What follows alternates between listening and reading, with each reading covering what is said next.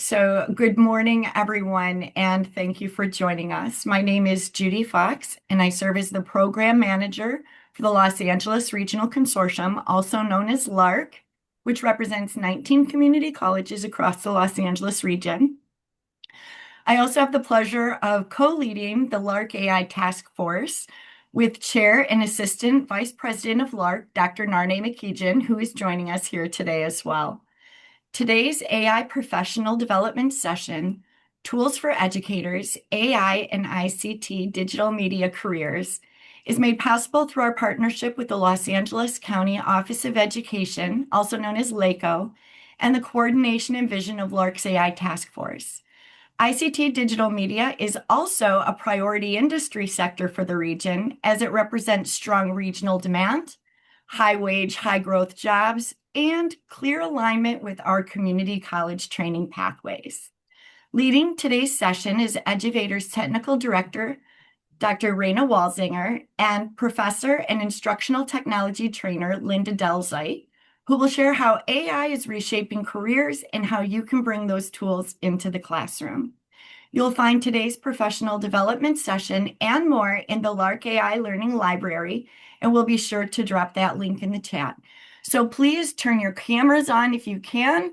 This is an interactive session where we will be asking for your participation as well. So please get ready for a fun, informative, and interactive session. And with that, I turn it over to Eduvators to get today's professional development started. Thank you so much, Judy. Thanks, Dr. McKeegan, Kevin, Linda, everybody for being here. I'm super excited about today.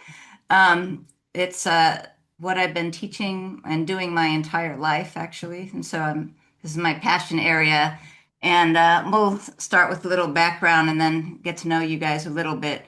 We'll get back to this in a minute. So my background is in music and engineering design. After starting a family, I quit and went back to community college to learn recording engineering and digital media, and then ended up having a nice department with 1,000 students. I was the chair, and I'm still teaching digital media along with AI and technology. So it's been a whole career of amazingness. And so I know this AI stuff is scary in our area, so I'm going to talk about navigating it, what's going on in industry, what we're trying to do, how we're advocating for it nationally, all kinds of new things we're doing, and then how we can share that with our students properly. So with that, I'll pass it to Linda.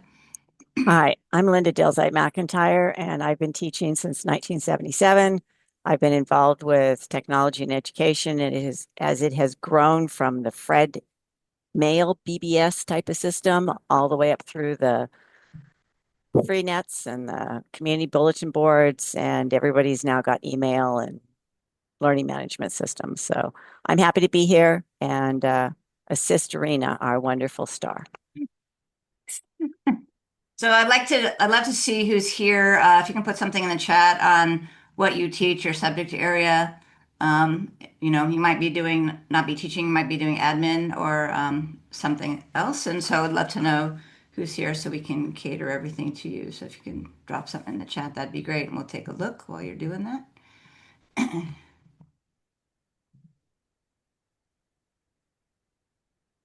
Okay.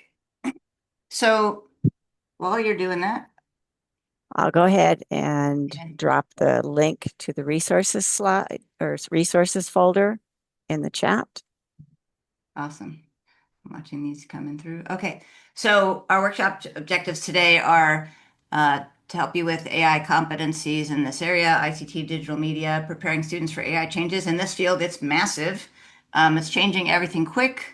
It's kind of scary. It's changed everything I've done in industry as well. So, and then how to protect what we do on our digital media skills and ICT skills. Also, my own kids who are married, there's 4 of them, are all working in AI and industry. So I'm going to share a little bit about how this massively changed their ICT jobs, all 4 of them. How to incorporate tools into your everyday workflows, and then a lot of hands-on demonstrations today. We do have a workshop resource drive with a ton of information for you. And I'll say a caveat, this field is accurate.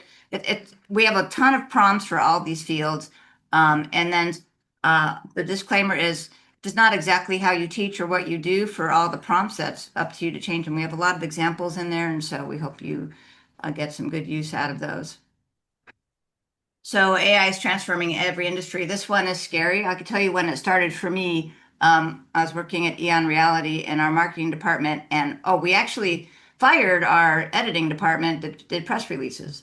And then the next thing we did is we shrunk our marketing department. Then the next thing we did is require everybody to report how they're being more efficient.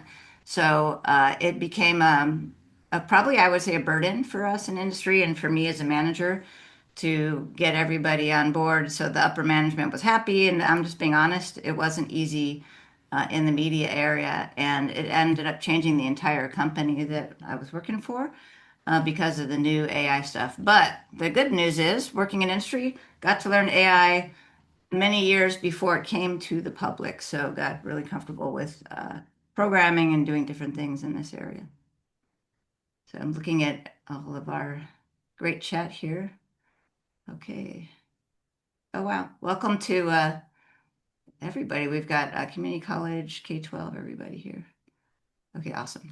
Um, so we know that skills are needed now for most people interviewing. I recommend to all of my students, and I do like K-12 workshops, college things and stuff for instructors and then stuff with UCI and UCSD to have some type of portfolio at any level these days, so that when things come up, you can have things saved. And luckily, all this is in the cloud, so you should be saving your work, should be knowing how to get to it. It's something when I teach, students are confused, like, where is this being saved? How do I retrieve it? When do I download it? Do I need hard storage? So that's something that you need to figure out for yourself so you can share and help others in this industry. So most employers you've seen are completely planning to transform their business.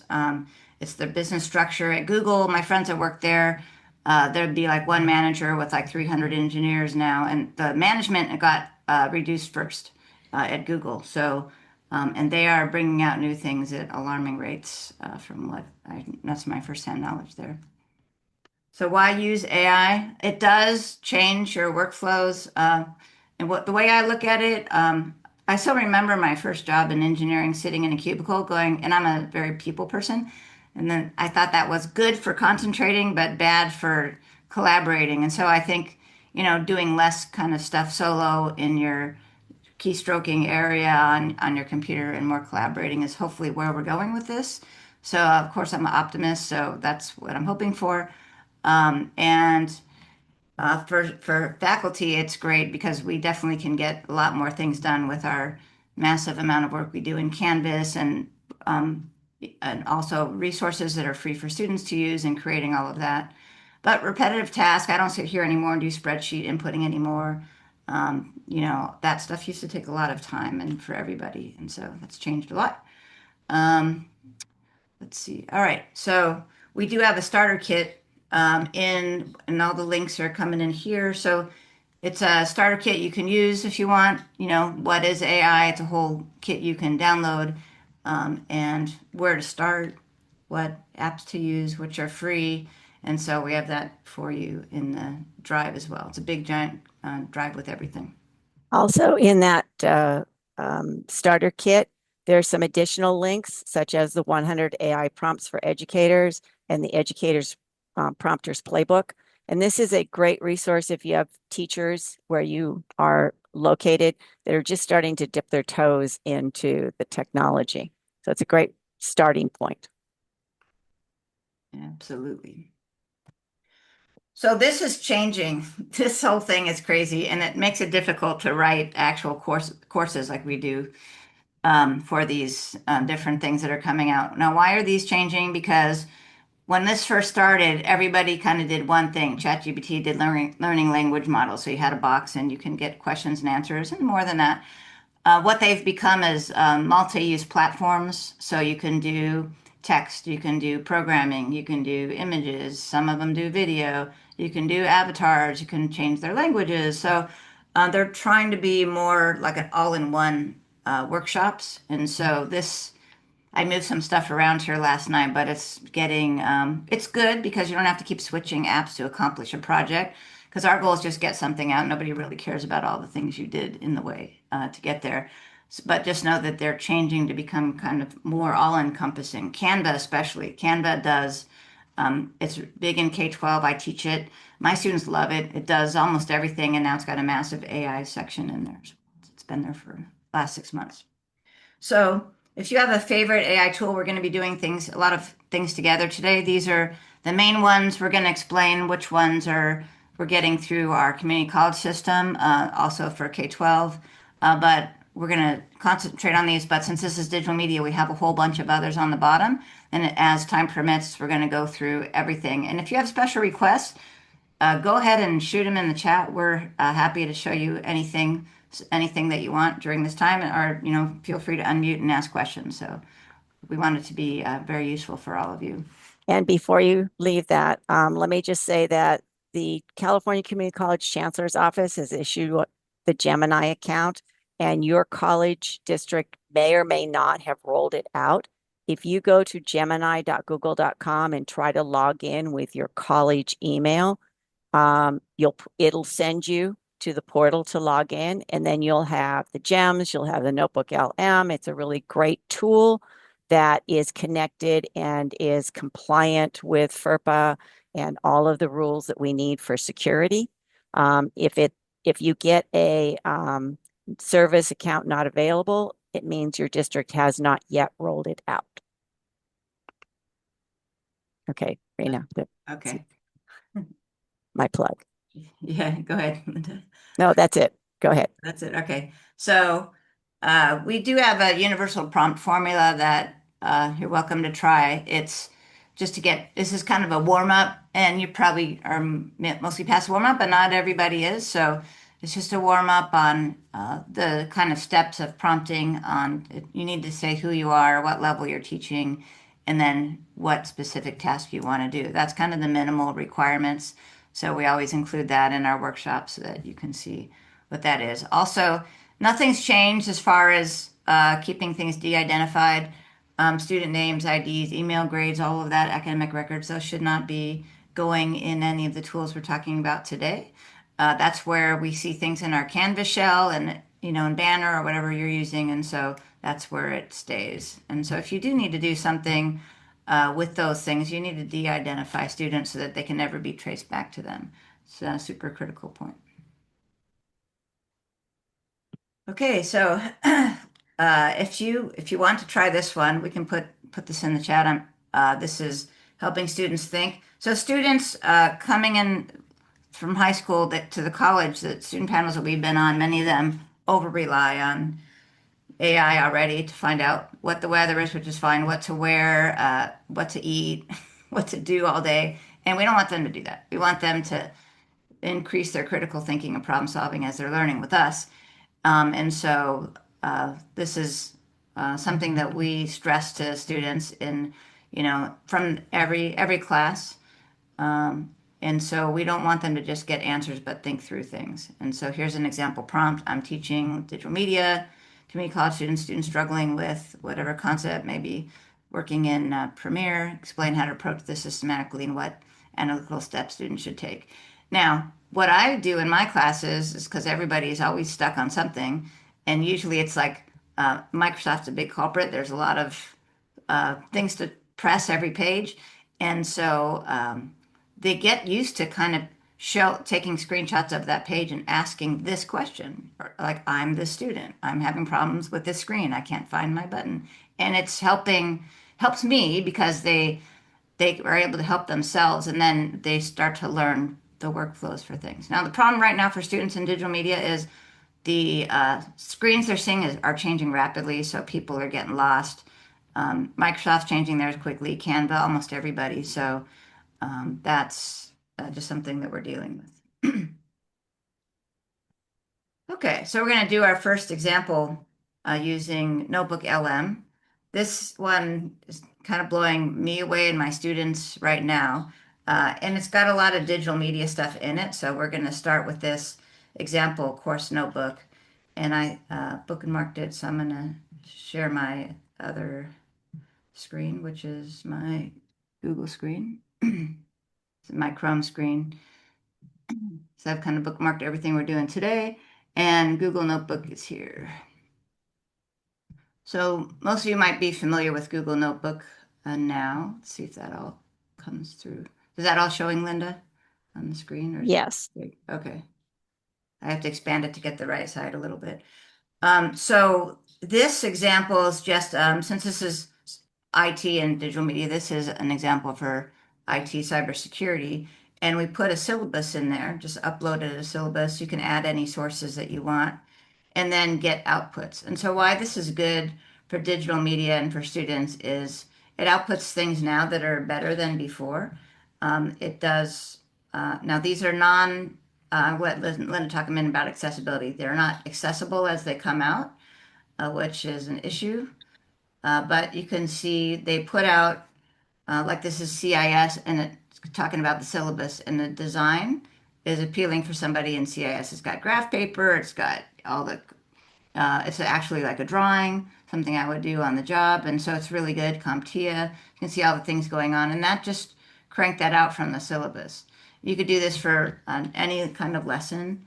And it just, depends on which sources you select on the left. And so it's a really great resource to start with getting your classes together and adding some more interesting material that are free for students to use. And you can download it and put it right in your Canvas shell or share it for a presentation. So what the studio has for like slide decks, for example, there's all kinds of choices in there now, even different languages that you can do to export it. It does video.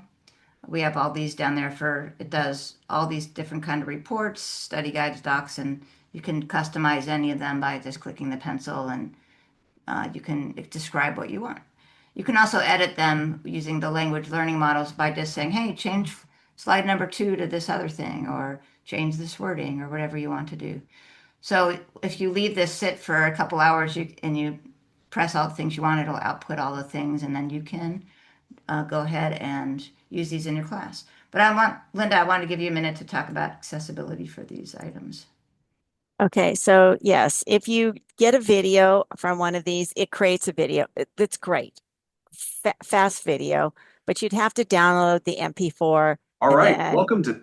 I'm sorry, create the SRT or the VTT file. You can upload it to YouTube, you can upload it to Canvas Studio, you can upload it to the TechConnect and make sure that it's accessible. You always have to have an accessible version of everything you do.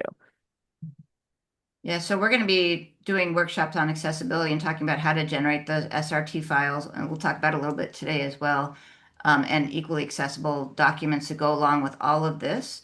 A lot of us, including me, have asked, sent feedback to Google to address this, but I haven't seen them do anything about it yet. So I'm not sure if that's coming or if it's ever coming or whatever. So, any questions about Google Notebook before I move on? It's a great, great tool.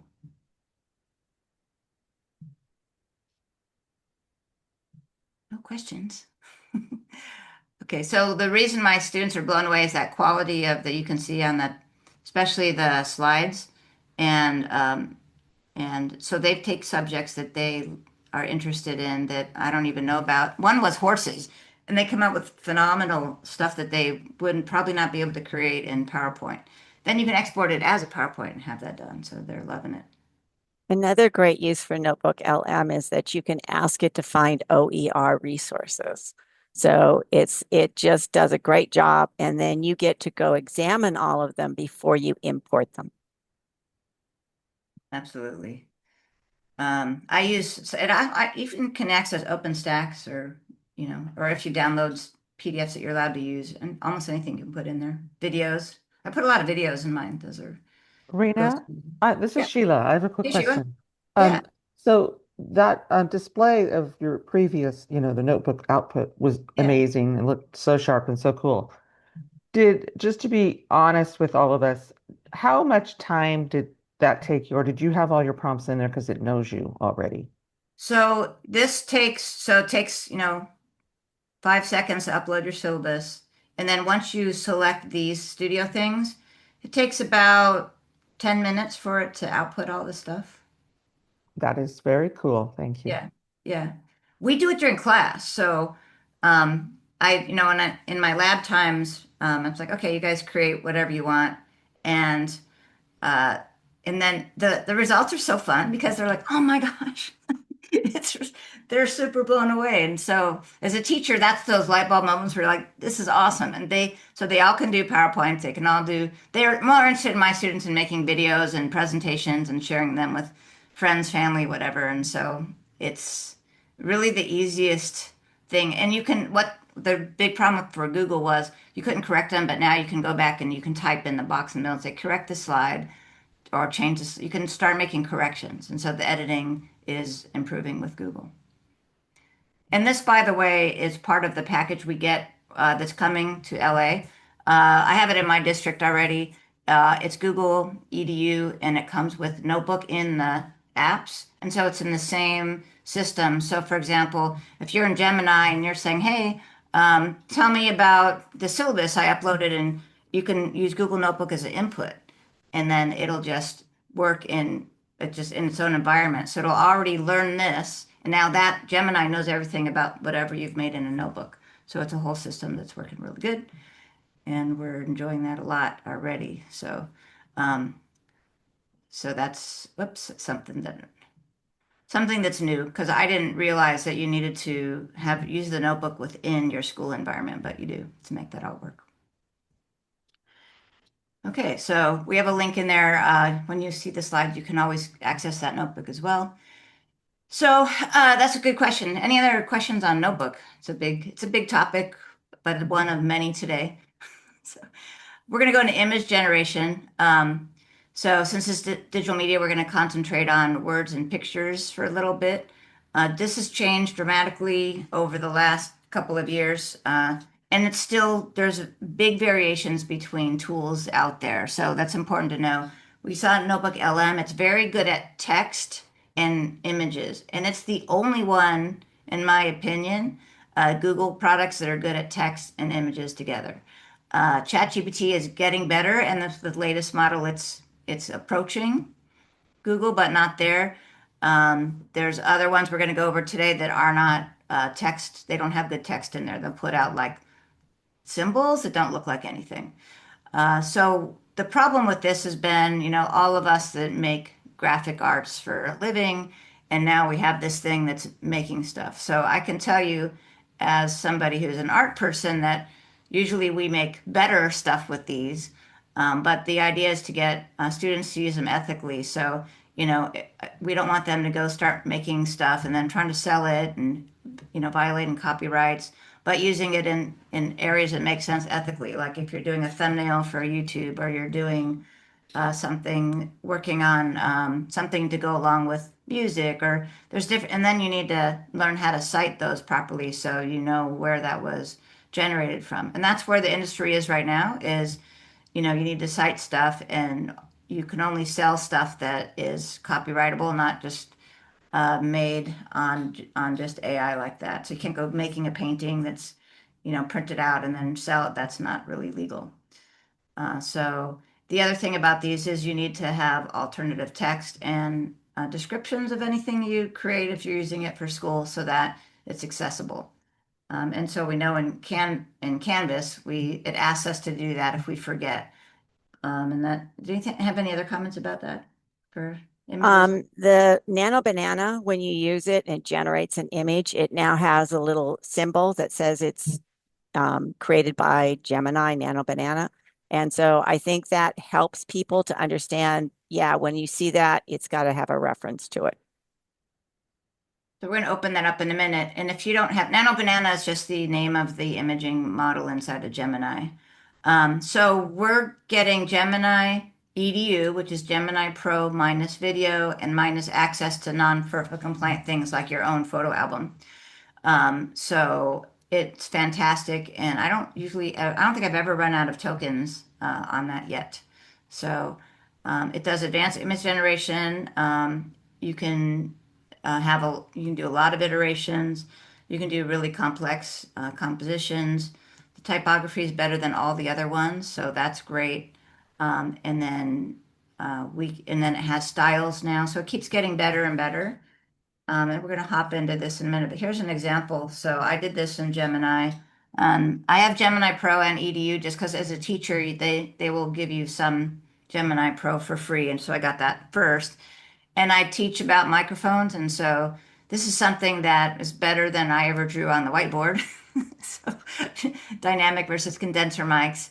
And I could have even taken a picture. This is a Shure SM58 for those of you who are musicians. I could have taken a picture of this and then said, do the inside. But with just a prompt, make a comparison between these two microphones and label all the parts, it'll do this. And you can see the text is easy to read. It's still not accessible. You still need to make, what I do is put this in, and I say make an equally accessible document describing these two pictures completely for accessibility. And that's a companion document I put in my Canvas.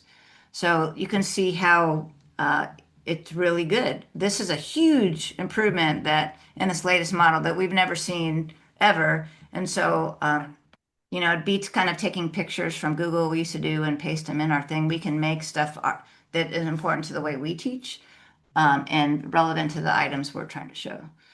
So any questions about that? I think that's a big improvement for me for my teaching.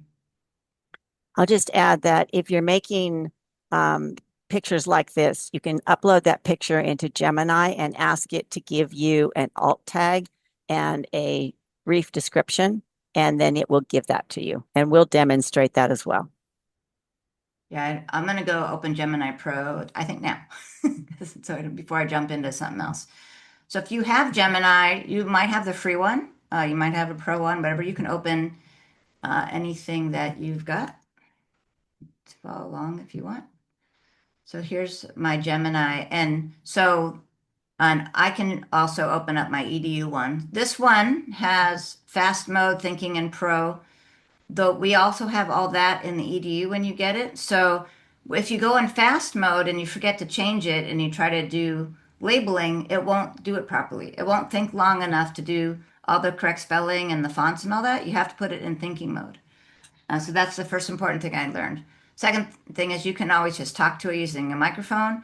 I do have students doing that, especially my visually impaired students. They love that feature.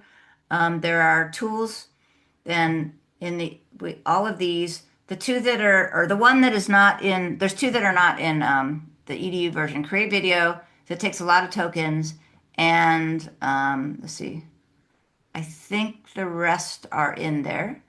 So, and then you have inputs here. So this is what I'm talking about. Notebook LM is an input. So any notebooks you make, that can already, all that research, you can have it in already, it's basically connected to your Gemini.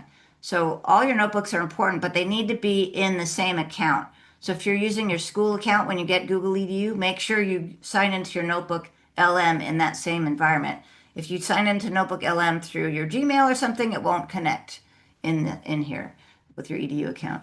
And then photos is not in the EDU one because that would make it not FERPA compliant going out to your personal stuff. So it's really great what we got. So if I wanted to create an image, this is the image generator called Nano Banana. And now we have styles. So for teaching purposes, this is better. They'll probably keep adding to these, but so everybody doesn't make the same stuff over and over, and you can actually teach them to go look at styles or look at artists and then put that in their prompts. And that's a great way to learn. So actually when they're doing art and they're making something, they're going to understand this artist does things this way, and then you can have them draw something once they learn how to do it. So it's just a great way to do things. So let's generate just something really quick. Let's see.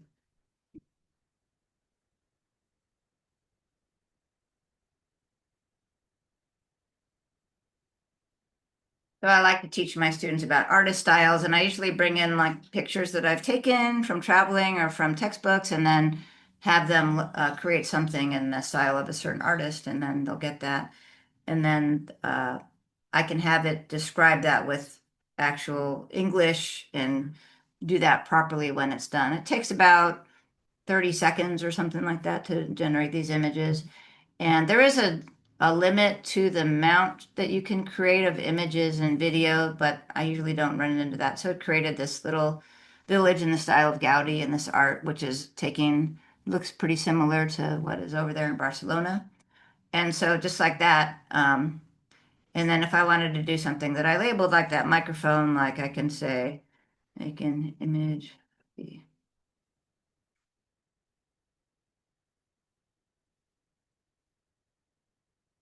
So this requires thinking mode. One of the things I did in, believe it or not, digital media was designing heart catheters for quite a few years. So that's a subject I know a lot about. So I like to demonstrate stuff that I know if it's correct or not. And that's our job. And you should always be, anything you're doing or your students are doing, it's kind of our job to make sure that it's correct. And up till now, there's been a lot of things that have not been correct. This latest model is pretty good in Gemini. So you could see how fast this came up. I could have asked it for a cartoon. I could have asked it for something realistic if I'm in medical school, whatever. And then it's up to me, did this, before I go teach this or put this in my Canvas, is it right? So you can't just trust it blindly. It's gotten to be a lot more correct than it did before. That's actually correct, I think. So it can do, as long as you have it in create image, you can even tell it to make an image and it'll still know it's supposed to be doing that. But the main key is I use this thinking mode. It does use more tokens, but it comes out really good. And the other trick about this is if you're going to do something in video, which takes a lot of tokens, you want to create images of things first. So I'll show you some projects I did like that. To save the amount of tokens. So when you're making a project, first thing to do is especially in digital media, describe your project, describe what it's going to be. So I want to do a short story about thinking poser, make a one-page script. Okay, so first you want to kind of formulate whatever it is that you're going to create. So that's the language learning model.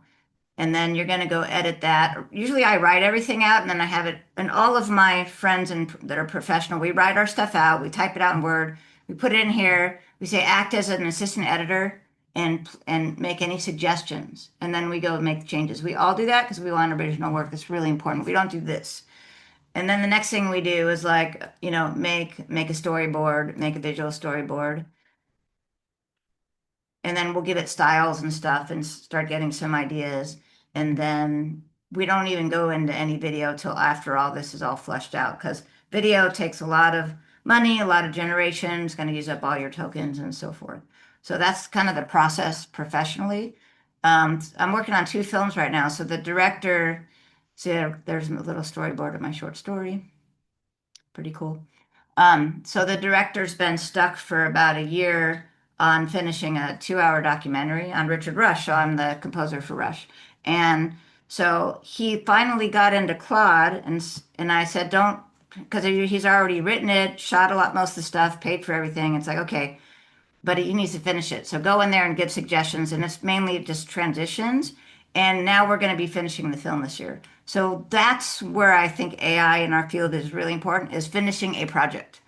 And I can't tell you how many projects are stuck because of exactly like that situation. It's like get stuck at some point where it's pretty good, but it's not ready to go to market. So it's not, no, we're not using AI to create it or anything, but we're using it to kind of help us get through those thinking challenges in making transitions or something that's not letting the movie or the project flow to fruition. So, and it didn't cause anybody to get fired. In fact, now it's giving us more work, so now we're going to finish. So I get more work, they get more work. Questions? That was a lot of words. So I'm passionate about this because I do this for a living. So not just for me, this is, everything. Any questions? Not, I'll go back to this. Okay. The next thing for digital media and that I never talk about in any of the other presentations is Midjourney. And the reason I talk about it is because from an art director perspective, it gives you different types of visuals. So I found that this is important for the work that I do. And I'll show you my Midjourney. It cost me $8 a month, right off on my taxes because I'm using it for actual work. I don't do this with students because I don't like to show them or kind of tempt them to pay for too many things. But in this field, I think it's a really good tool. It does terrible at text, no matter what they do to it. So it's bad for that. But it does keep your characters. It's great for making things that you're going to animate. And it's actually the cheapest animator on the market. So a lot of us in the field are using it for that. Let me share my Midjourney with you and show you why I think this is an important tool for us in this industry.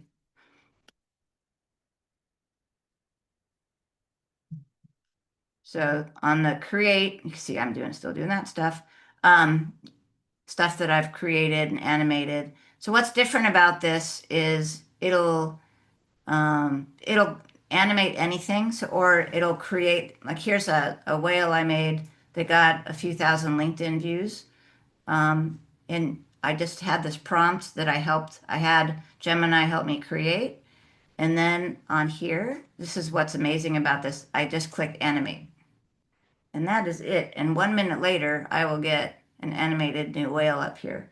So there's no other app that's that easy or fluent. What it doesn't do is, like, it doesn't do like continual storylines like VEO3 does, and we'll get to that later. But if you're doing animations for anything, I sent this to my students for spring break to get them to think about things during spring break instead of going away. I do a lot of content for my students that they kind of love, get them to do discussion boards, encourage them to do stuff. So I do stuff for websites. These are actual images that are going in. By the way, and I have a doctorate in equity and diversity, and this has been terrible in this AI world. And I've figured out finally how to describe correctly to Midjourney how to make images the way that I expect them to be, but it's been pretty terrible area for most of the other apps so far. I make art in certain styles. You can see this with surrealism. So there's no other digital media platform that we have that can make this kind of stuff. So if you read about any big artists that are putting things out on either streaming platforms or YouTube, whatever, they're in Midjourney to create this kind of beautiful art and creative, whimsical, whatever art. And so that's where I create most of my stuff that that I'm animating and putting out there. So it's a great tool. I wish that we had it for digital media students because it's not expensive. What it doesn't do well is text. It just totally cannot do text. So I create things without text and bring it over to Gemini, and I add text to it. So I create things like that without text. It's just terrible at that. But it's just unbelievable what it does. It's been there since the beginning. This actually was there when ChatGPT came out. So it's more advanced imager than a lot of other things. So you can create classroom materials, almost anything out of it. So, and then they do have a area where you can see what everybody else is doing. So this is where I have my students learn. It's got the best styles area in the business. So you can try any style and it has a reference number. So you just copy that number in and go, I'm going to make this village, use the style number. And it's got all these styles and artists and it keeps going on and on and on and on. It's fantastic. You can also make your own styles in there and save them. And you can see what everybody else is doing and learn about their prompts because they give you the prompts once you click on it. So it's a great learning tool. Again, I wish, we had this for all of our students because I think it's got the most comprehensive way to learn about art and technology together and then any other area. So you can see all of the prompts, you can see the camera moves it's doing and aspect ratio, all the things that we teach about in digital media. So I'm addicted to it and I'll be in here probably forever. That's probably one of my favorite tools in all of digital media right now. So questions. This might be new for you, this one. I know you have questions. Does anybody use Midjourney?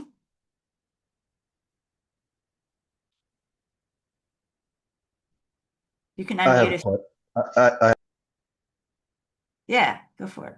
Oh, and what do you use it for classroom stuff? Hey, hi. hi. Trying to. I got stuff going on my phone here. It's just kind of, I don't know. It's just got a bunch of buttons on here, and I'm trying to figure out what's going on with my All right. screen. All good. But one of the things just to kind of keep in mind is that when using AI, you know, part of the problem is that, you know, some graphic designers, because I've actually taught graphic design for 17 years in the classroom with digital media. And one of the things that's actually come out is that by using an LLM or an AI generated, you know, anything AI generated, and you sign an NDA, like a non-disclosure agreement, depending on the language in that NDA, could be a breach of that NDA if using AI tools, just depending on what is actually disclosed in the NDA.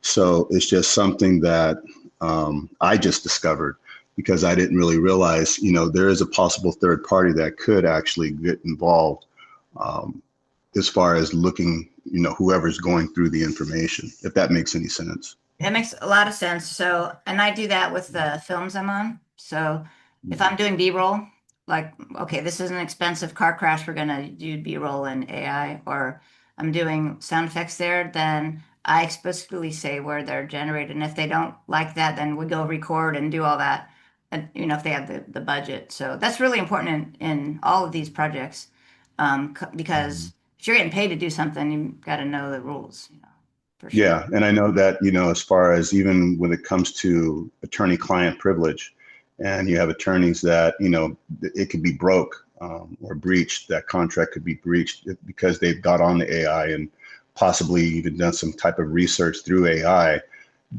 you know, explaining things of the case, that would be a breach. So I just try to, you know, explain to students or have teachers explain to students that AI is great. You just got to be careful of the information that you put in. You want to be sensitive to the contracts that you sign because AI could be interfered with, depending on whoever, right? So it's just, you know, one of the things I just kind of wanted to throw out there, because sometimes when we all use AI, we don't kind of think about what might happen on the other end or the ramifications of it. So I was just throwing that out. Yeah. Definitely. And there's a lot of, we're going to be talking about it in our accessibility ones, but copyright, what you can and can't copyright and register and all that. It's really important in this area. So that's why like for my students, I'm like, you know, things that you're going to use it for might be a marketing thumbnail or a LinkedIn post or something like that, but not like you're making art. That's a different story. And so that's why we teach art and we teach have all our art classes, and those of us who are artists actually make better AI stuff because we know what we're doing. And same with video, we understand camera moves and all that. But that's thanks for bringing that up. It's really, really important. And I agree, of course, because that's what I do. So I just took just to have this in the slideshow, some of the examples in Midjourney that people are doing. So the next one I'm going to talk about is a little trickier. So you saw in Midjourney, you can animate something. So that's super handy for doing, you know, I usually use them for YouTube thumbnails or something like that. I don't use it for film projects because I need something more powerful for that, which is Gemini's Veo 3. So video generation, I spent the last 25 years, I have a whole room of cameras here and all that. So like understanding, sometimes I use it just to teach concepts like what are camera moves, what's pan, zoom, all of that, pan, zoom, tilt, different perspectives. And I can generate stuff for my Canvas shell in addition to textbooks to teach that now a little bit easier. And then what I don't do is I don't generate like whole movies on anything. So I'm an editor. I use Premiere, Final Cut, or whatever, DaVinci, whatever everybody's using on the project. I can do all of them. And there might be bits and pieces in there that are AI generated, but we designate those. And again, it does have to be allowed in the project. So the difference is if you're not an editor is, you know, what are you creating and where's the output? So the output in a movie or a project or even a YouTube stream is usually something that you piece together in some kind of software. So the most popular being Adobe Premiere, which a lot of us teach. But there's pieces in there. It might be, like I said, like an expensive shot, or it might be a sound effect, or it might even be a piece of music that you change that could be brought in with these other things with AI. And so this is the workflow that I put in here to use professionally. So conceptualize your project, generate all your assets, which usually is done with like a camera and a studio like I'm in. And now there's AI folded into everything. But my opinion is if you're just doing AI stuff, that's a different type of project. And then we still are editing like regular in our professional editors, and then finalizing and then putting it out to market. So in this process, there could be some AI, but there could be no AI. So for my projects, there's usually like a little bit from, like I said, sound effects, expensive shots, something like that. There's a different market for AI projects that are all AI. There's actually like digital movie theaters, and people put their AI projects in there and other people watch them. That's a different market and it's a different thing. And what I'm talking about here is like professional workflow for video and film. So I'm going to show you really fast Veo 3. This is one that it's in Google, it's in Gemini Pro, and you only get like 3 generations, I think a day, unless you get like a more expensive one than Pro. They have like Super Pro or whatever. And we don't have it in the EDU, but this is actually easier, so it takes less time. You can see what people are creating in there, little stuff. They're not whole movies, they're like little 5-second shots usually of something. And so the most useful thing I found to do with this is I did one last week. I had a cell do mitosis, and I just put the diagram in there from Midjourney, and then it did mitosis using this tool, which was awesome. But you can see most of these are just, fun shots. But the movie industry is working with Google and other companies to see, kind of what's allowed, what it can do, what's not allowed. And so that's kind of in flux, but they're working together. It's not banned, but they're working together to decide like what to do stuff. It takes about 3 minutes to create these things, so I don't know if I want to clog it up, but let's see. And usually I start with an image anyway, so I'd bring in an image in from a file, and then I would be having it generate something from there. So actually, all my generations are saved over here somewhere. So if uh, there's a lot of them in there, and probably there's my stuff here. So yeah, there's all the stuff I've been generating. I think this is my little movie. Yeah, this is it. So I did this.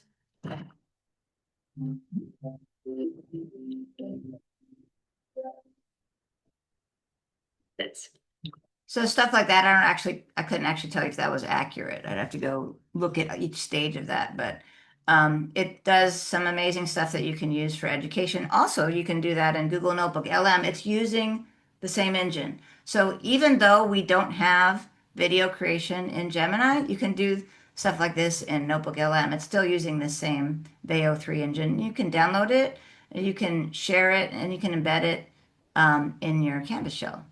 Or for anything else, some people like to use this, or there's a lot of things similar to it in Copilot, and make stuff for promotions, sports teams, school clubs, and they have image and video in there too. So if I go to, actually, I'm gonna skip to that. I know didn't have that in the slide, but just thought of it in this create section that's brand new. Let's see if it flips over. There we go. You can do all this stuff here. You can create videos and infographics, and there's lots of examples and example prompts in here. So a lot of schools are doing, like I said, sports stuff, club stuff. Again, it's not putting out movies, but just informational pieces out using Copilot, because we all mostly have Copilot as well. It does, you can put your brand in there. So, and it saves all of the images that you've made. That's a really important button. So I'm making them for classes and for work and for everything else. And you can see all the different, this is just really quick infographic of the color wheel for art class. So I made that. So it's another place to make all of this stuff that we have that's FERPA compliant. Questions? Getting lots of stuff. I have another question. This is Sheila. Yeah. Um, Hey. I am curious because I am a writer editor, and so thinking from a graphic standpoint, are there any evaluation tools that you can use or that instructors can use to help make sure that their students are using the images ethically? You know, how we can check papers against plagiarism. What's going on in that space with digital creation? So do you have an answer for that, Linda? Uh, I do yeah. not. So all I know is talking with English teachers that I work with, they're using a new one called Forge, and it tells you about writing, but it doesn't tell you about images. Um, I mean, I could definitely recognize AI generated images, but I don't think there's a tool that I know of that like writing, like Forge does, it does the same type of function. So I guess the second part of that would just be that within your teaching, you thread in, you know, how important it is to attribute and to like on the heels of William's question, you know, Yeah, because as they're moving forward in their career, they could get in trouble, right? right. So most of my students are using it for like family stuff or their own learning or whatever. Like they're not generating. Although I do have people doing shows for audiences, and so when I check their work, I make sure that they cite that in all the credits, like what, this was generated from da da da da da, and so that people know.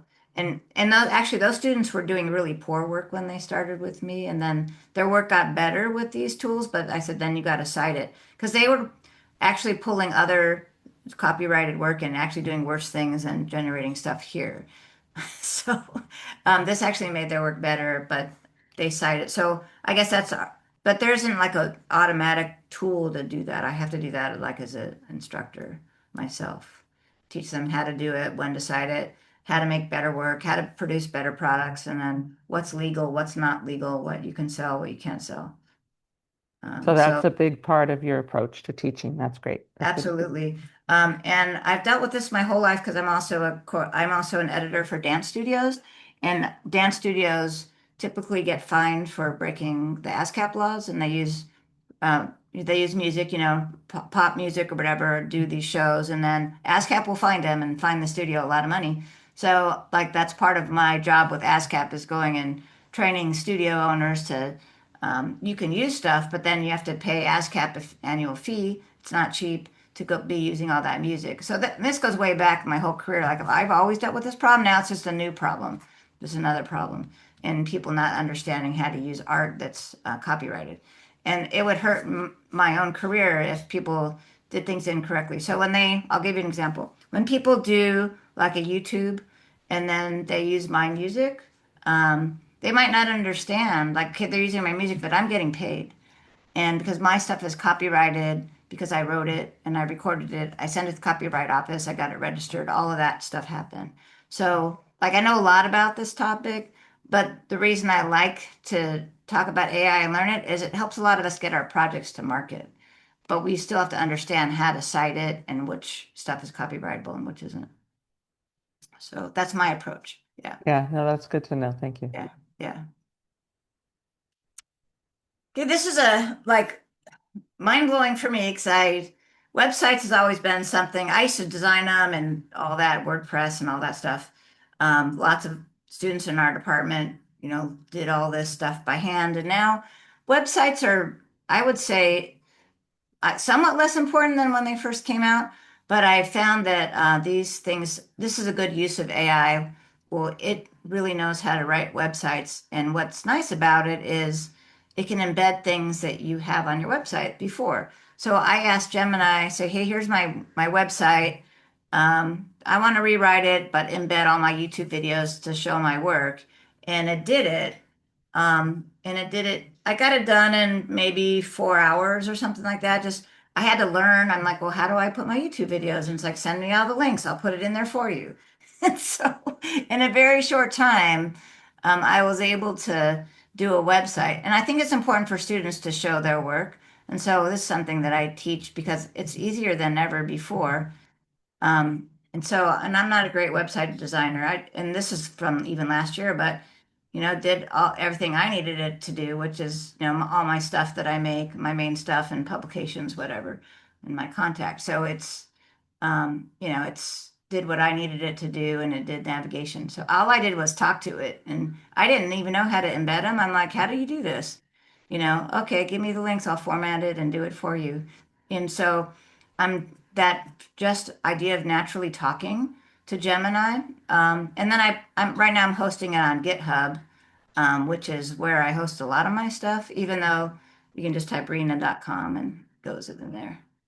So that's changed my life for doing websites. Now I don't worry about websites anymore.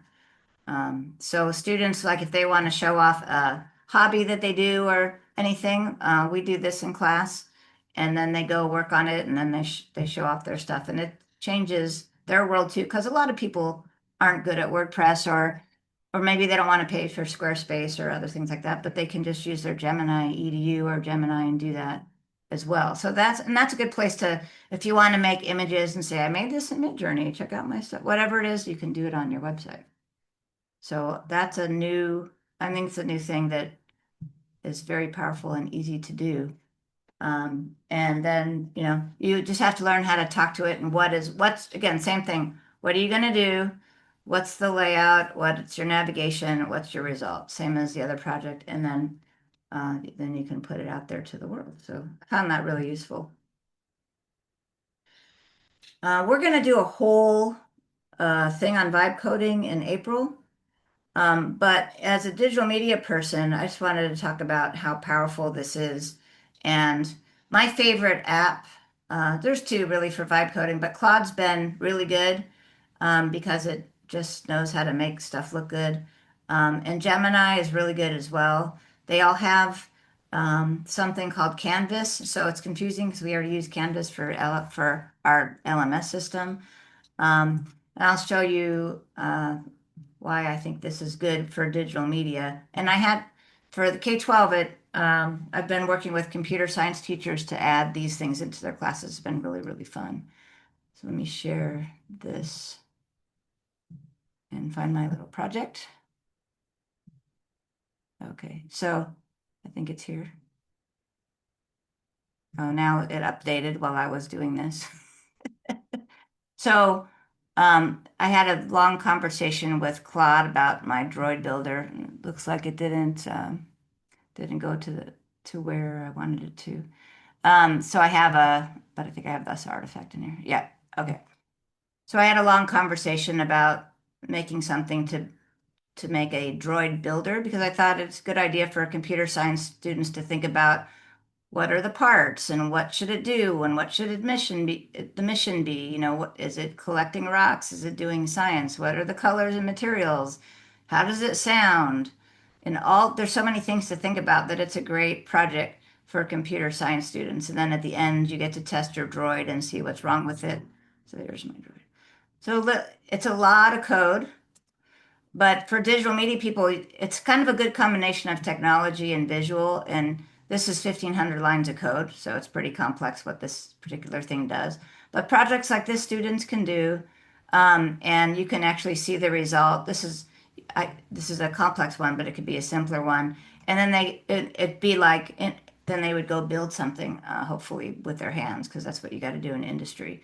So just an example of how to talk forever with your AI to get it to think through all the things you want something to do. So I love complex projects like that. It takes like teamwork, problem solving, a lot of critical thinking, visualization. There's a lot of stuff in the code that can mess up.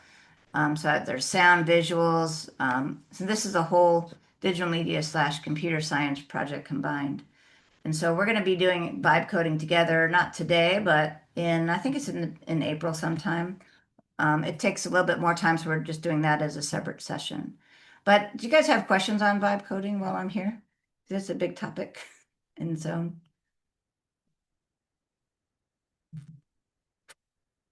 Does anybody do vibe coding? Will you be at our future workshop for that? Whoops. Okay. So I'm gonna start with this. I had an idea for I think probably many decades to actually write music and then make an animation to it. And so I got as far as making music and then having an artist doing like coloring books and everything, but I never got a full animated thing until now.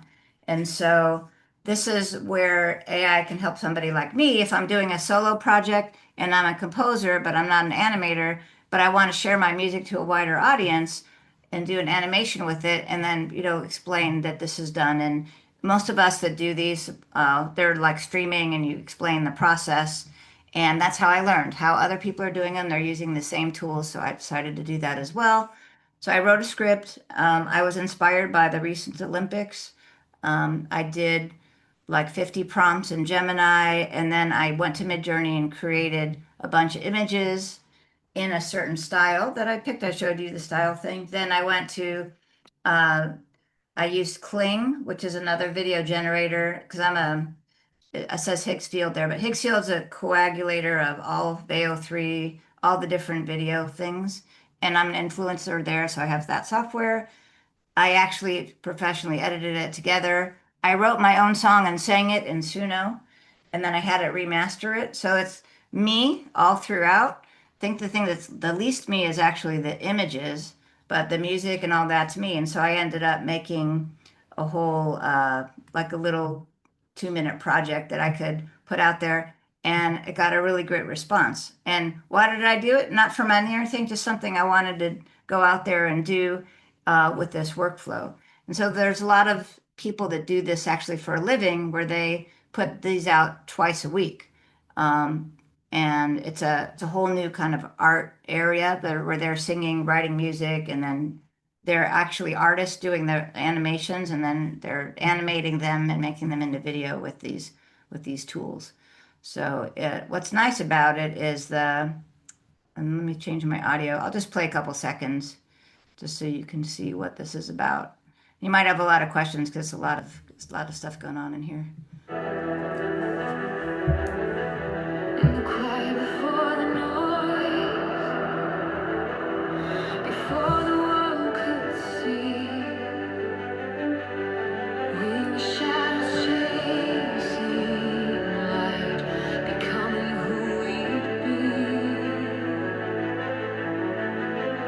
Every doubt, every fall.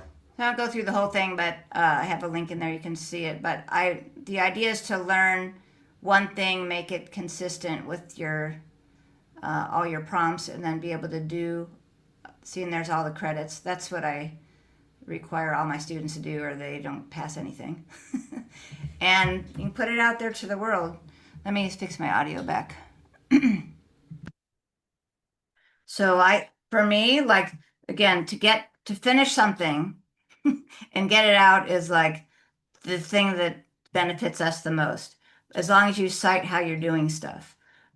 So I could record my own voice now and then have sing everything in there and then master it. I mean, this would have taken, literally could not finish this type of project before now. So for me, as a digital media creator, it's like a huge advancement in what I myself can do. If I wasn't doing anything else, I'd probably just be doing those all day because it takes all of my brain energy and all of the skills put together to be able to create something like that. So questions, thank you. My singing teacher was happy with me.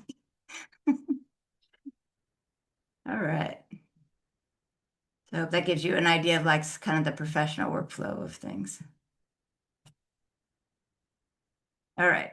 As I mentioned before, one of the best things I think is for video generation is for marketing, promotion, social media, LinkedIn, but not for actual movies, except for that project I just did where I cited that. But I do this a lot.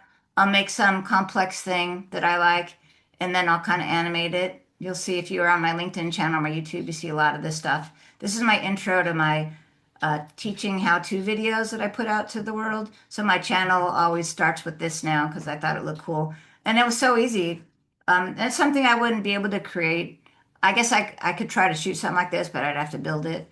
But it's just a YouTube thumbnail that goes up there while my title is going up there, and then how do you do Gemini or whatever thing I'm doing. So that's just using Midjourney. It's pretty simple. Sora is ending. I know, and before we talked about Sora, and there's a reason it's ending. I use it, but it's just kind of a toy. It's a way to make video that becomes a social media thing. So what OpenAI was trying to do is say, okay, here's this thing. It's like TikTok, and go do it, and then we're going to make money. And everyone's like, well, we already do TikTok, so we're not going to do this. So it didn't really pick up anything. But what was good about it is OpenAI learned a lot about video and what's wrong with their software. So they're going to close Sora, forget about the social media thing, and then just give us a version of Sora that's inside of OpenAI, which would be much more useful for everybody. So I'm really glad that they came to that conclusion because the separate social media thing didn't make any sense to anybody. So we're happy that that's happening. So video will come back in OpenAI, and I don't know if it'll be called Sora, but it'll just be like Veo 3s and Gemini. You'll have some video in ChatGPT in that environment. So it's been like fun, but it doesn't like kind of mean anything, just making stuff and for social media. Like my students like to make stuff like that. It's not that meaningful or like crazy stuff. This is stuff flying over to Beach Pier. So again, just social media stuff. Didn't really mean anything. The Soras, they're closing it down. They told everybody if you want your stuff downloaded off of OpenAI, and then they're going to start over. So any question about that? That's a little bit of a change. So music generation, is anybody in here into music? I don't know how much I need to go into this, but let me ask first. Is anybody here interested? Let me catch up with the chat. Oh, Linda's been here. If you are, just let me know in the chat. I got the chat open now. So music generation, the problem for most of us is most of us have home studios that are into music now. We're able to mix and finish our music, but it's like, what most of us do, we either have all the instrumentalists come and we record everybody, or we record ourselves and add stuff in using tools like Pro Tools and Logic with the keyboard, which is what I usually do, but I've recorded lots of bands. But now what you can do is record your voice and add, let's say, oh, I need a accordion in there. You can add it in by just talking to the main tool we're all using is called Suno, and it'll add those things for you and then mix it. So it's a different way. Any of us that are teaching music, this definitely is something that comes in. And guess which audience adopted it first? So, and it became obvious because I worked with 1500 in Inglewood and the hip hop industry. So hip hop artists use any tool that they can make sound with. They're not necessarily, there's lots of great musicians in hip hop, but like scratching records and using loops and all that, Ableton Pro where you're pressing buttons and all that. This is a perfect blend for that audience. And so they're like, oh, well, now we can make more stuff with this tool. So hip hop actually adopted it first, and they're all over it. They're all advising Suno how to improve their stuff. And so I love it. So you can, what I do is I write my lyrics, which is personally like, if you're a poet or a lyricist, like, why would you not write your own lyrics? That wouldn't make any sense. So that's, again, when I teach, I'm like, why would you not have the opportunity to write your own lyrics and your own ideas? And then you can put it in, what I do is I write my music and I sing, and then I have it improved using the mixing in Suno. What I really don't like about music in AI is people just press a button and make music. So for us, that's a disaster. It's just putting out a lot of garbage out there, and the music's terrible. So for us in the pro industry, we pay Suno or one of the others a fee so that we can have a professional mixing environment that we're used to, put in our tracks, put in our singing, add instruments, and then master it. So our process didn't change. It's just that now we have more tools to finish it, if that makes any sense. But what none of us push a button and make music. Like, so that's the free versions. And I don't know any pro musicians that are happy with that. This is the environment. So like last night I clicked, they changed persona to voices. So I have like different songs I sung in there. And then based on my music I put in, I blend it all together and then remaster my stuff. So I have an example here, but you already heard a little bit. So this is, it's completely, this is the pro version. So all of my pro friends actually told me about it, and we're doing a lot of things in there. So again, it's not pushing a button and making a song. It's like doing your song, composing it, putting in there, adding stuff in there, then have it mix the voice in, and then it's called cover, but it'll remix your music. So it's still your music, it's your voice. But honestly, I can put out as an artist, a couple albums, 2, 3 albums a year versus 6 months on one, just doing that and nothing else. So it's allowing us to do more work, more compositions, mastering those faster. So, and then a lot of people hate it altogether, and that's totally legit. Like you should only use all your original equipment that you had. So, I can do both. So those of us in the industry that can do both were better at this as well. So questions on music. I'll just share a quick little story that one of my students actually used Suno and tapped into the funeral market and now is monetizing making special songs for people who have passed, Oh my but is God. using that now as a revenue stream. So there's definitely different ways to apply all of these different concepts that we're learning. That's interesting. I'm using it to do relaxation and yoga music. I don't have a taiko drum, so I have a bunch of musician friends that are Grammy winners in that area, and so like I'm learning all these things, hand pans, and then now that I've recorded those, I can go and string those together and master it there. So yeah, it does allow us to do more, but that's really interesting. I'd be curious to see what their process is. Yeah, I mean, you can personalize it, to anything that you want. So it's a new area. So, and you can copyright that music as long as you wrote the words and lyrics. If you didn't write the words and lyrics, it's not copyrightable. So that's the main lesson for everybody. If you just said, make me lyrics and press button, that is not copyrightable. And if you try to copyright it and you lied, that's breaking the law. So that's the important lesson there. So it's, writing your own stuff, writing your own melody and words. And then from there, the tools are the tools. So that's how music's always worked. I'm not going to go over this deeply. I just wanted to give an example for digital media that 11 Labs started as something where you typed something in there and then a voice said it for you and you pick the voice and the language. Now, this is the best example of it's become an everything app. It'll make you an audiobook. It'll make you an agent that'll like someone could go on a site and say, hey, and you get to like a car dealer and then the agent comes up, it'll make you the agent. It'll make music. I don't think it's that good, but it'll dub videos. It'll do anything. It's got thousands of voices. So voice actors make money here. They put their voices in and they get paid when somebody selects their voice. So it's an entire studio for anything to do with voice and agents. And it also even makes images and videos. So it's become a whole suite. It does cost. So they have a free version that you can do sound effects on and some voices and stuff as well. So that's all the stuff it does, an entire AI studio. So that one, and there's another one called Runway, changed the most in the industry as far as it's becoming like a whole suite of stuff to do.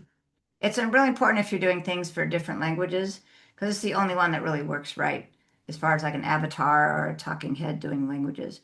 But I show my students this one because this one and Hey Jen, so they recognize scams. So you'll see a talking head saying this product is the best product ever in the history of products, and then I'll go to Hey Jen and go see that avatar's in there, so it's all giving you fake news. So you got to be I think it's important to teach that because you should know what these can do and if you're getting real information or fake information. This one has become giant. Canva is made in Australia, and there's a place in, I think it's Houston, where our US offices are. And it's in for all K-12 teachers. They get it. Some of our colleges, if you sign in, you'll know. Some colleges bought it, and most of them didn't. And it gives you some extra video and images that you can use. But it's an entire suite of, you can make documents, just like text documents, flyers, any of these things, print media. You can also send things out. You can have yourself send yourself photos, send yourself a mug with your photo on it. All the stuff Costco used to do, business cards. So it's a whole suite of anything that you want to make. I use this we make a lot of content on here for web, YouTube, all kinds of things. It's great. And my students love it because it does things in a little bit easier way. It's a little bit more consumer friendly. So if you're not like a Premiere user or Final Cut Pro or DaVinci and you want to make a video, like my students pretty much with no experience can drag stuff on in order and export a video, for example. And so students love it. In summer schools, all of the middle school and up people use this to make all of their content for projects. And nobody really has a problem with it. And again, it's free for K-12, so I use it there. And it does editing that used to be expensive, like changing a background from night to day or from sunny to sunny. You just describe, here's a picture, change the background to snow, or change my outfit to blue, or what, you just talk to it. So it's got all the video, all the editing for pictures. And I think the reason it's popular is because it gives you a lot of stuff that we used to have to pay a lot for in After Effects, which now this just already has. So let me share my screen. I'm getting slower. All right, so Canva.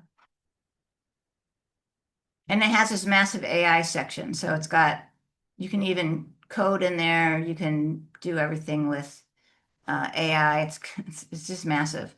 But so for teaching, I just usually concentrate on one thing, like a YouTube thumbnail or video. But what's good about it is this one thing. It's the only thing that we have that just gives you any assets you want. So if I can type, let's just type polar bears because I like them. And I get these little things with the crowns are the paid ones, and then there's free ones too.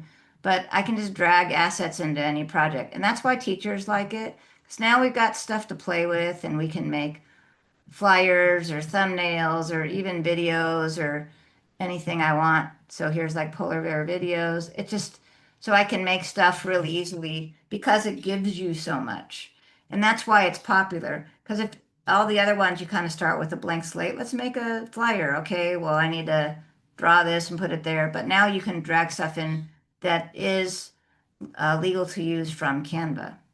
So that's why it's popular because it has so much stuff that it just gives you for free to put in projects. And that's why K-12 students love it. Like I said, some colleges have bought it. One of them that I teach at bought it. So all the students are loving that. Questions on that one? That's Canva. It also has accessibility in there, but I know I talked with Judy about it before. Accessibility is tricky because it'll go through and say, okay, I made it accessible, but then when you put it in, like at Adobe, it might say there's other things that aren't accessible. That's true with accessibility. Every time you add a different accessibility tool to check it, it'll find different errors. Do you want to say anything about that, Linda? Sasha is actually asking you, are you making your students aware of the accessibility issues? Yeah, I mean, every class, there's two things that we talk about the most, accessibility and safety. So that's a really good question. And yeah, if safety, because people want to know, are there stuff getting hacked? Is the stuff they're using going to be dangerous for them? They don't know, like when they start out with what not to put in there.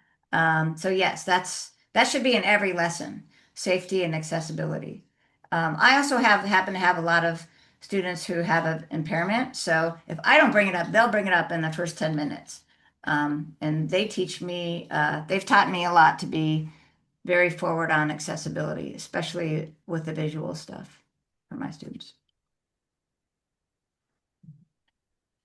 I'm going to skip through this, get to the end, but this is a Higgs field. Probably none of you are using it, but I use it for using different kind of video generation stuff. I have it in the slide.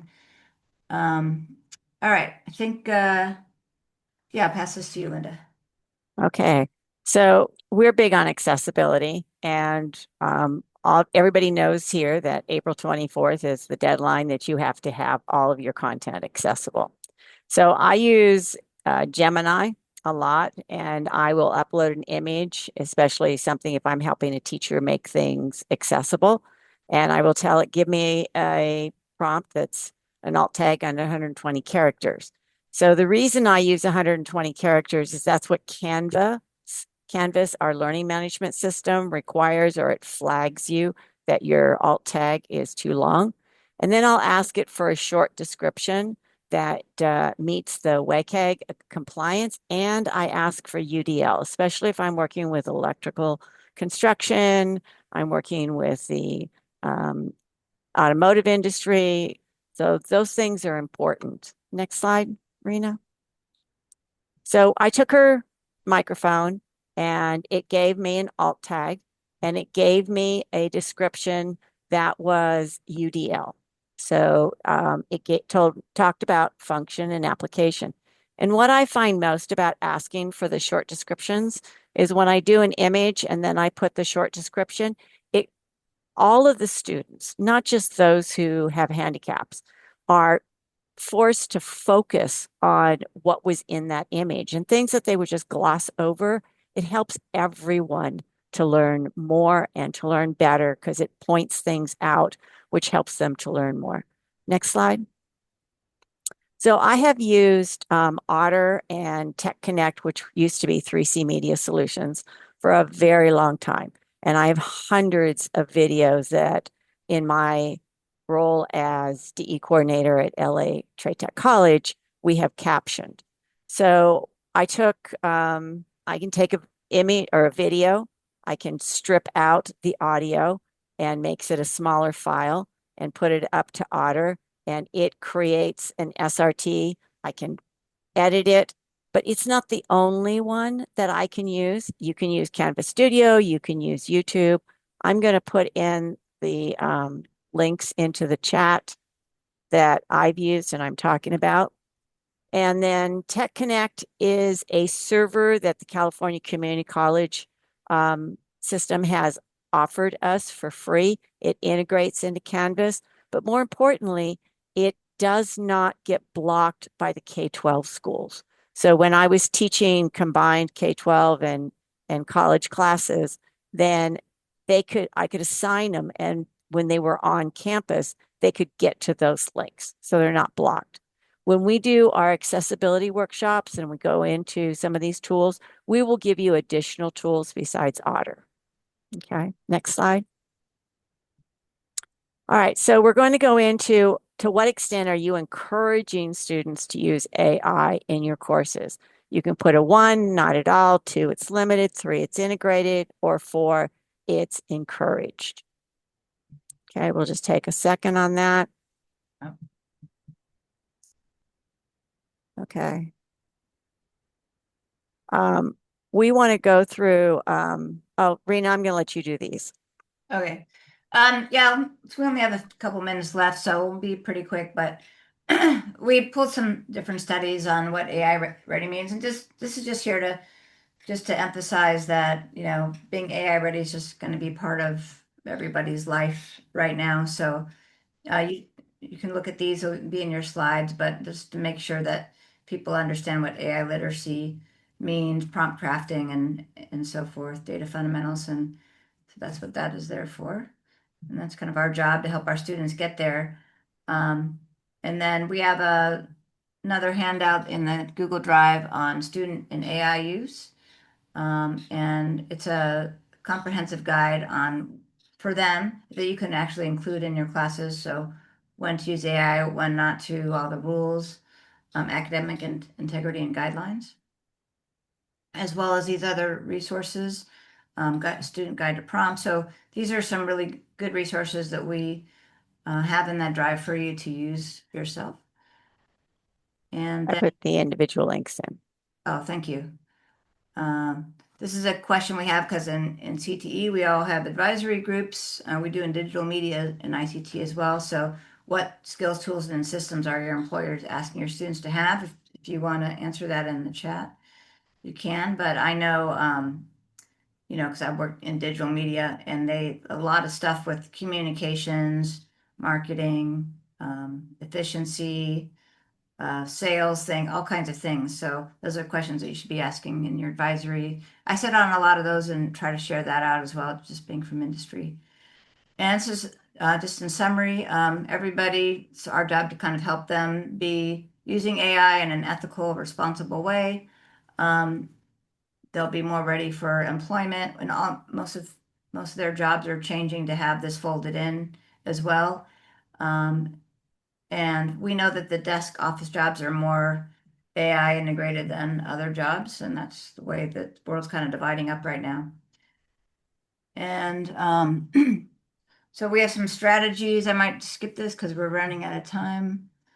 We have several handouts about taking the learning outcomes that you might have for a course, putting it into dedicated modules, perhaps just an assignment, creating new courses that might be a capstone.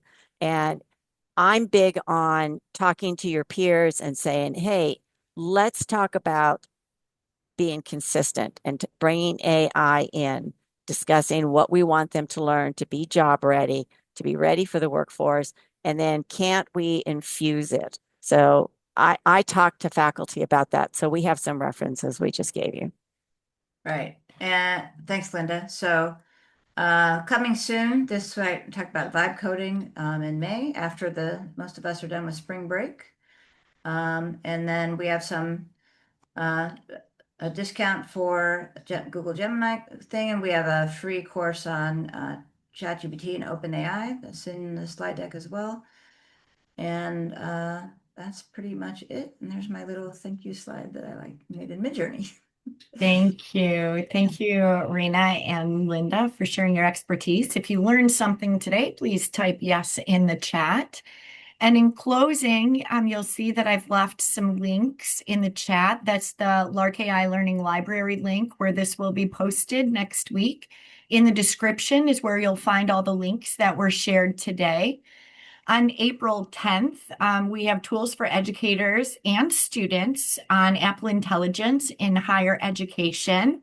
And then we also have a LinkedIn AI group that you are welcome to join for sharing, finding out about opportunities, asking questions. Please do just launch, so please do utilize that. And then just before you go, in April and May, we're launching the 4-part AI, using AI to help with accessibility series. It's designing, what is the official name of it is designing, I lost the I words, designing accessible institutions.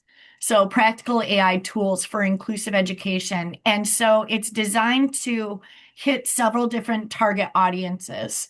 So we have accessibility foundations, building a campus-wide culture of inclusion, designing accessible course materials for every learner, accessible multimedia, reaching every student through video and audio, and accessible communications and student-facing services. So some accessibility training for everyone so that we can be more prepared as we go forward and also in lieu of that deadline that's coming up. So thank you everyone for joining. Please do share our upcoming trainings with your colleagues and with students, and have a wonderful weekend. We look forward to seeing you in future trainings. Thank you, everyone.